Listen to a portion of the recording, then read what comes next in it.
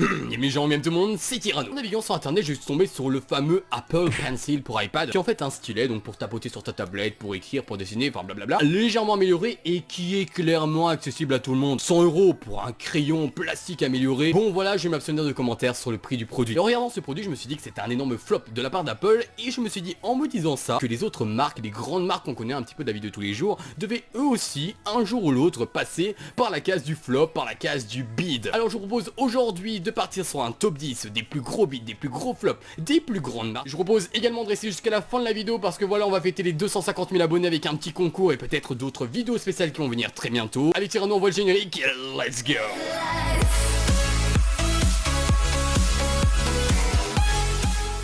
À la 10ème place de ce top 10, on commence très fort avec l'entreprise Bic que vous connaissez sans aucun doute, qui a cru pouvoir révolutionner le monde luxueux du parfum. Alors pour ce faire, ils ont lancé 4 parfums correspondant aux couleurs du Bic à 4 couleurs à 5 € l'unité, donc très accessible avec des odeurs différentes, donc vraiment chapeau l'idée, je respecte. Mais cependant, se fait un énorme bid parce que sur la première année, ils n'ont vendu que 10 000 exemplaires alors qu'ils pensaient en avoir plus de 100 000. Et ça s'explique tout simplement par un problème de commercialisation étant donné que ces parfums n'étaient vendus qu'en librairie et non pas dans les grandes surfaces, ce qui limite grandement le nombre de clients qui étaient susceptibles d'acheter leur parfum. Et quand on y pense, le parfum est aussi un produit luxueux, alors bon, si on le met à un prix accessible, ça lui fait perdre clairement de son intérêt et donc les gens ne sont pas forcément intéressés. À la 9ème place, j'ai placé le Zune qui est en fait un lecteur MP3 multimédia lancé par Microsoft et qui avait pour but de concurrencer l'iPod de Apple. Clairement, ce fut un énorme bid étant donné qu'ils n'ont fait que 2 millions de ventes contre 80 millions de ventes pour l'iPod de Apple. Alors, vous l'aurez compris, ce n'est clairement pas les résultats attendus par Microsoft et ils ont stoppé la commercialisation de ce produit 5 ans après le lancement de celui-ci. Ce fut donc le plus gros flop de Microsoft qui n'a pas réussi à lancer son produit à l'international et qui se limitera malheureusement à vendre des produits sur le sol américain. Et je trouve ça vraiment dommage parce qu'on en a vraiment pas entendu parler en Europe, en tout cas pour ma part.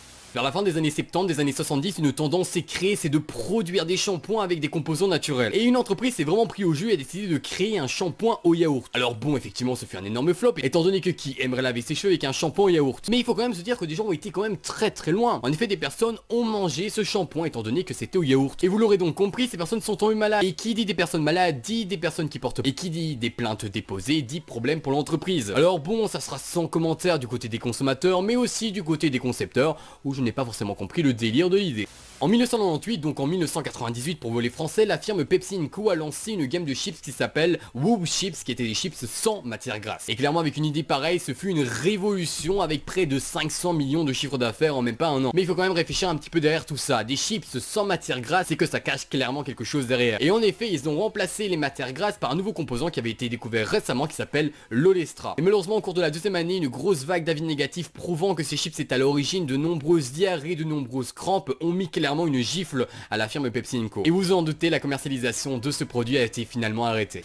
On continue la 6ème place avec Google qui a lancé un projet révolutionnaire aux alentours de 2012, les fameuses Google Glass qui étaient attendues comme le produit révolutionnaire qui allait exploser le game de l'high-tech. Cependant, les frais importants et les composants médiocres ont interrompu clairement la commercialisation de ces Google Glass, étant donné que les critiques étaient vraiment mauvaises et ça aurait mené clairement à un énorme flop. Alors contrairement aux autres produits de ce top, les Google Glass n'ont pas encore été commercialisés et c'est sûrement une bonne chose, parce que je me doute bien que ce projet sera sûrement repris dans quelques années avec sûrement des composants largement meilleurs et des critiques qui vont sûrement être prises en compte. Alors que du positif.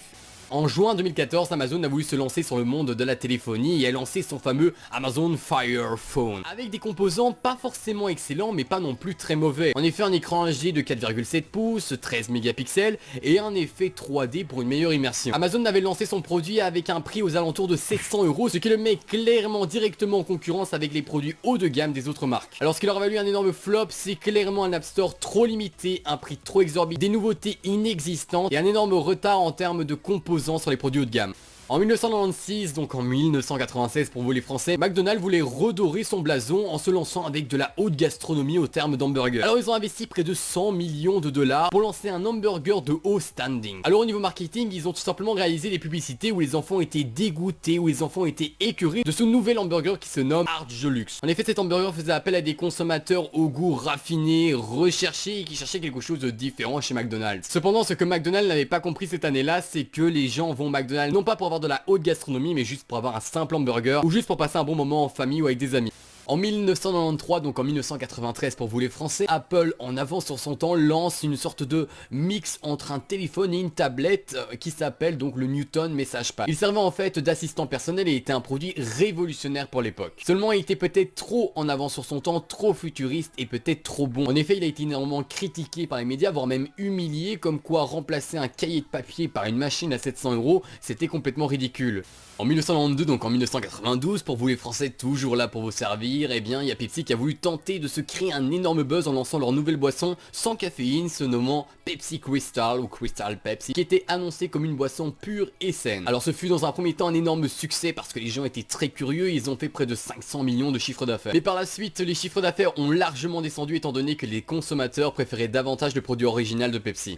En 1985, face à la boisson concurrente de Pepsi, eh bien Coca-Cola a voulu se révolutionner. En effet, ils ont décidé de tout simplement revisiter la recette et de créer un nouveau Coca-Cola. Alors ce New Coca-Cola n'a vraiment pas marché car les consommateurs se sentaient trahis. Quand on compare à Pepsi qui lui a changé plusieurs fois sa recette, eh bien on peut voir que chez Coca-Cola, l'erreur a été fatale. La société s'est remise en question et c'est sûrement un mal pour un bien qui a payé à long terme.